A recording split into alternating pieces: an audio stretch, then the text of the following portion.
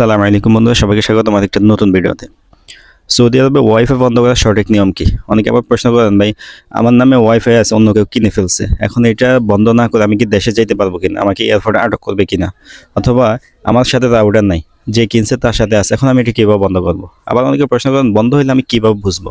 এই সবগুলো প্রশ্নের উত্তর এই ভিডিওতে পাবেন। যারা ওয়াইফাই সংক্রান্ত সমস্যা আছেন, অনেকে কমেন্ট করছেন বা সবসময় মেসেজে জিজ্ঞেস করেন, যার কারণে নতুন আরও একটা ভিডিও করতেছে। ইনশাল্লাহ এই ভিডিওটা দেখলে আপনার অনেকগুলো প্রশ্নের উত্তর পাবেন, তাই সম্পূর্ণ ভিডিওটা দেখবেন। আর সবার কাছে অনুরোধ থাকবে অবশ্যই চ্যানেলে সাবস্ক্রাইব করে রাখবেন এই ধরনের ভিডিও সবসময় পাওয়ার জন্য। তো আমাদের প্রথম প্রশ্ন, সৌদি আরবে ওয়াইফাই রাউটার বন্ধ করার সঠিক নিয়ম কি? এটা হচ্ছে একদম নর্মাল অবস্থায় আপনি একটা রাউটার কীভাবে বন্ধ করবেন, অর্থাৎ সৌদি আরবে আমি নর্মাল অবস্থায় একটা রাউটার বন্ধ করতে চাই, তাহলে আমি কীভাবে করব? এটা সঠিক নিয়ম কি? কত টাকা লাগবে? এখন রাউটার বন্ধ করার নর্মাল নিয়ম নিয়ে যদি আমরা আলোচনা করি কীভাবে বন্ধ করব, তাহলে আপনাকে কী করতে হবে? আপনি যে কোম্পানির রাউটার ব্যবহার করেন, আপনাকে অবশ্যই ওই কোম্পানির কাস্টমার কেয়ার চলে যেতে হবে। অর্থাৎ অফিসে না গিয়ে অনলাইনে কল দিয়ে কখনোই ওয়াইফাই রাউটার বন্ধ করা যায় না, সিম কিন্তু বন্ধ করা যায়। আরেকটা জিনিস বলতে ভুলে গেছি, ওয়াইফাই সিম এবং রাউটার দুটো কিন্তু আলাদা আলাদা বন্ধ করতে হয়। সিম বন্ধ করার বিষয়টা আমি লাস্টে আপনাদেরকে বলে দিব, প্রথমে আমি রাউটারের কথাটা বলি। রাউটার বন্ধ করার নর্মাল নিয়ম, আমরা অফিসে যাব, আমার সাথে যদি রাউটার থাকে আমি রাউটার নিয়ে যাব, যদি সাথে না থাকে আপনি রাউটার ছাড়াই যাবেন, কোনো সমস্যা নাই। রাউটার সাথে কেন থাকবে না? অনেক সময় এরকম হয়, আমি কিনি নাই, অন্য কেউ প্রতারণা করে আমার নামে ওয়াইফাই রাউটার কিনে ফেলছে, এখন আমাকে তো অবশ্যই এটা বন্ধ করতে হবে, প্রত্যেক মাসে যেহেতু বিল আসতেছে। তাহলে আমি অফিসে যাব, অফিসে গিয়ে বলবো যে আমার নামে একটা ওয়াইফাই রাউটার আছে, জেন কোম্পানি হোক, এসটিসি হোক, মোবাইলই হোক, ওই অফিসে গেলেই হবে। তার অ্যাকাউন্ট নাম্বার দিয়ে যখন সার্চ দিবে দেখতে পারবে হ্যাঁ আপনার নামে অবশ্যই একটা ওয়াইফাই রাউটার কিনা আছে। এখানে ওয়াইফাই থাক আর না থাক অনলাইনে কিন্তু তারা দেখতে পারবে। তো তাদেরকে আপনি বলবেন আপনি এটা বন্ধ করতে চান, একদম ক্লোজ করে দিতে চান। ক্লোজ করে দিতে গেলে আপনাকে অবশ্যই টাকা পয়সা করতে হবে, কারণ কি সৌদি আরবে ওয়াইফাই রাউটার কখনোই ফ্রিতে দেওয়া হয় না। আমাদেরকে দোকানে এসে বিভিন্ন মাসিরা, পাকিস্তানিরা লোভ দেখায়, ডিসকাউন্ট, রাউটার ফ্রি, বিভিন্নভাবে কথা বলে, আমরা বিশ্বাস করে কিনে ফেলি, পরে ঝামেলা পড়ে। একটা জিনিস মাথায় রাখবেন, সৌদি আরবে ওয়াইফাই রাউটার কখনোই ফ্রিতে দেওয়া হয় না। এই রাউটারটা আপনাকে যখন দেয় তখন আপনার সাথে একটা কন্ট্যাক্ট করে ফেলে তারা, 18 মাস, 24 মাস অথবা 36 মাসের একটা কন্ট্যাক্ট করে ফেলে। কন্ট্যাক্টটা হচ্ছে এরকমই যে আপনি এত টাকা বাবদ আপনাকে রাউটারটা দেওয়া হইতেছে। ধরেন জেন রাউটার সাধারণত 1200 রিয়াল দেয়, 1200 রিয়াল বাবদে আপনাকে আমরা ওয়াইফাই রাউটারটা দিলাম। বাস্তবে আমাদের থেকে টাকাটা নেয় না। কেন নেয় না? এই যে আমরা 24 মাসের কন্ট্রাক্টে তাদের সাথে যাই, আমরা তাদেরকে বলি হ্যাঁ 24 মাস পর্যন্ত আমি এটা কন্টিনিউ ব্যবহার করব। কন্টিনিউ যখন আমি 24 মাস ব্যবহার করি, এই যে আমার সাথে কন্ট্রাক্ট 1200 রিয়াল হয়েছে, এই টাকাটা তাদের লাভ হয়, তারা ওই দিক থেকে কেটে নেয়, আমার থেকে নেয় না। যদি আমরা 24 মাসের কম এটা ব্যবহার করতে চাই, তখন আমাকে অবশ্যই টাকা পরিশোধ করে বন্ধ করতে হবে। এই কারণে আপনি যখন বন্ধ করতে যাবেন দেখতে হবে আপনি এটা কয় মাস ব্যবহার করছেন, কতদিন হয়েছে। আমরা বোঝার জন্য সহজে যদি বলি, 24 মাসের কন্ট্রাক্ট আপনার সাথে হয়েছে 1200 রিয়াল, এখন আপনি ব্যবহার করছেন 1 বছর, বাকি আছে আর 1 বছর, তাহলে 24 মাস 1200 রিয়াল আমাদের বছরে পড়তেছে 600 রিয়াল। আপনি যেহেতু 1 বছর ব্যবহার করে ফেলছেন, 600 রিয়াল কাটা যাবে, বাকি 600 রিয়াল জমা দিয়ে আপনি ওয়াইফাই রাউটারটা বন্ধ করতে হবে। এটা একদম সবার জন্য নর্মাল ওয়াইফাই রাউটার বন্ধ করার নিয়ম। এখন পাশাপাশি বলে দিলাম যাদের রাউটার সাথে নেই তারাও কিভাবে বন্ধ করবেন, একই নিয়মে, কোনো সমস্যা নেই।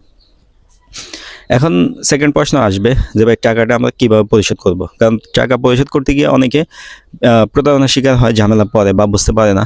টাকা পরিশোধ করার সহজ মাধ্যম যদি আমি বলি, বিশ্বস্ত মাধ্যম, তাহলে সেটা হবে আপনি অবশ্যই অফিসেই টাকাটা জমা দেওয়া অথবা অনলাইনে সাদ্দাত করে দেওয়া। থার্ড পার্টি কোনো মুক্তবের মাধ্যমে না, কারো মাধ্যমেও না।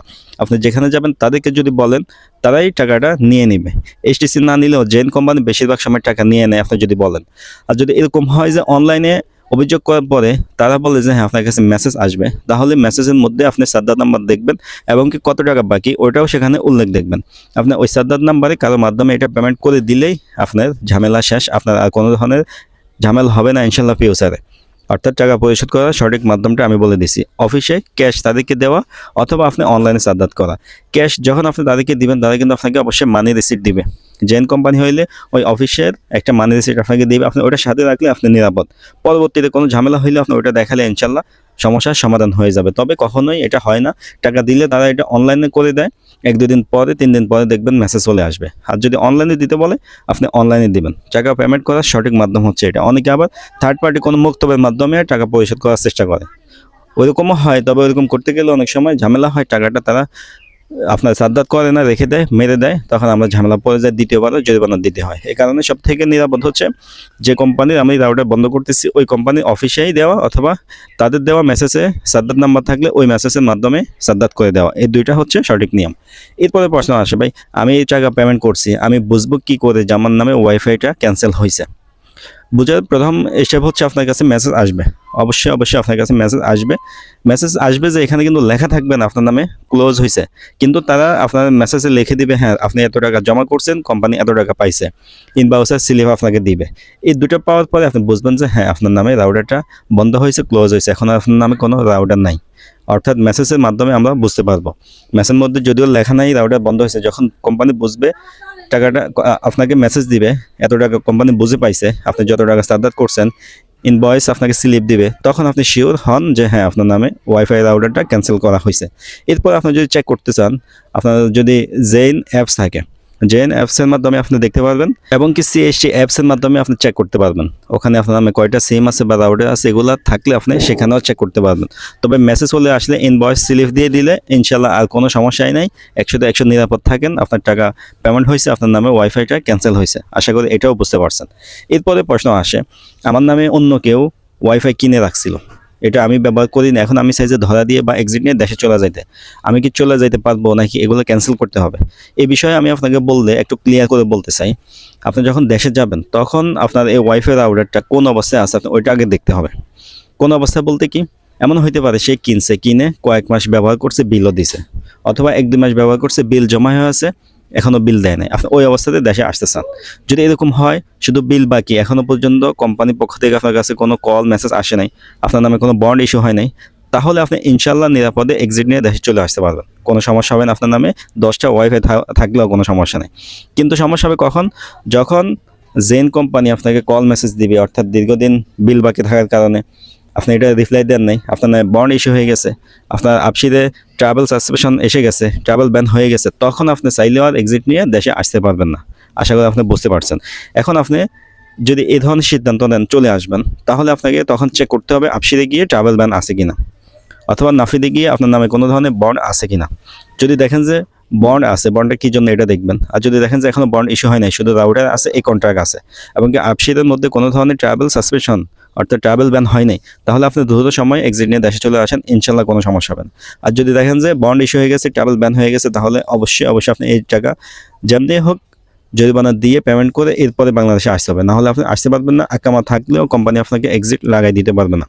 এক্সিট লাগাইতে গেলে অবশ্যই এই টাকাগুলো আগে পরিশোধ করতে হবে, নিয়ম হচ্ছে এটা। আকামা না থাকলে নিজে এক্সিট নিতে গেলেও এই পেমেন্ট না করলে এক্সিট লাগবে না, মুক্ত মামলা থেকে আপনার ফাইলটা ঘুরাই দিবে, অথবা আপনাকে বলবে যে আপনার এই সমস্যার সমাধান করার জন্য।